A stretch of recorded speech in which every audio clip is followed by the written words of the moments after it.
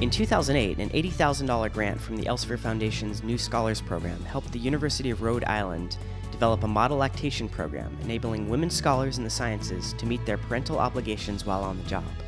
Helen Metterer, professor of sociology and anthropology at URI, and Carolyn Sovitt, director of the university's Women's Center, shared their insights into work-life balance and the transitional support program. Work-life flexibility policies, I think, are increasingly seen as an important recruitment and retention strategy. Certainly when people come to the university,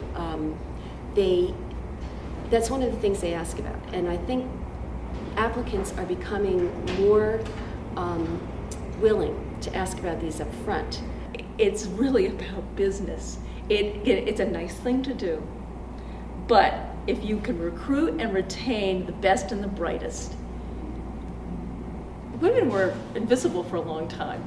I have to put that out there because I've been at the University of Rhode Island for 30 years, director of the Women's Center for 22 years, and I think that over time we've seen the importance of recruiting and retaining women in the sciences as absolutely crucial.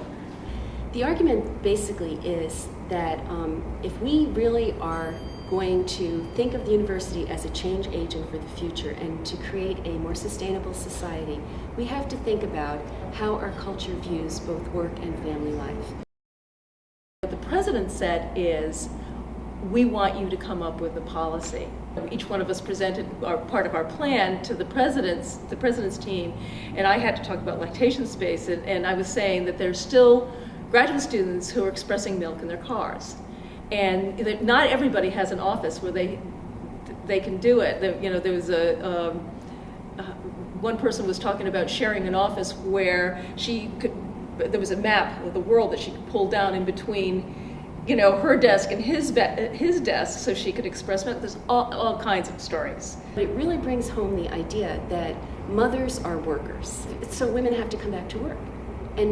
And they come back to work in a culture that is telling us increasingly as women, breastfeed your baby. There's health benefits, there's health benefits for mothers and children, there's an economic benefit, there's all kinds of benefits to breastfeeding children. But by the way, you have to come back to work in 6 weeks. Okay, if we are expecting women to breastfeed and coming back to work, then let's figure out how to do that. So again, the lactation program is a good example of this recognition of the larger issue that we have to make work and family life more compatible. The grant that we got last year gave us the opportunity to open up our first kind of state-of-the-art lactation center, and with breast pump in literature. Out of that came a lactation policy. We also wrote a lactation policy out of that. I presented that to the University of Rhode Island as part of our strategic plan. Our president said, what about the Bay campus and what about the Providence campus? And so that gave us, and he said, I want them there too. I'm approving this strategic plan and I want them there too. We have them there now.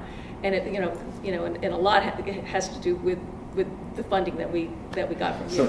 What it does is it says, let's look at this really broadly, okay? And let's make sure that whatever we do, we're creating a work environment, part of the economic institution, that makes it possible for family life to exist.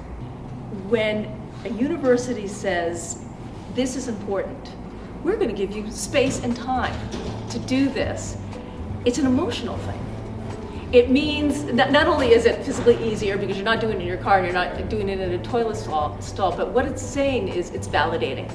Lactation space, there's the international symbol right on the wall, and that's saying yes, that this is a good thing that I'm doing, and that it's welcome in my workplace, and so that's one more, and it's so much about the emotion. Having the comfort is certainly there, but it's just as important to have the university say this is important. In 2009, the University of Rhode Island's state-of-the-art lactation facilities helped them win the 2009 Breastfeeding Friendly Workplace Award from the Rhode Island Department of Health.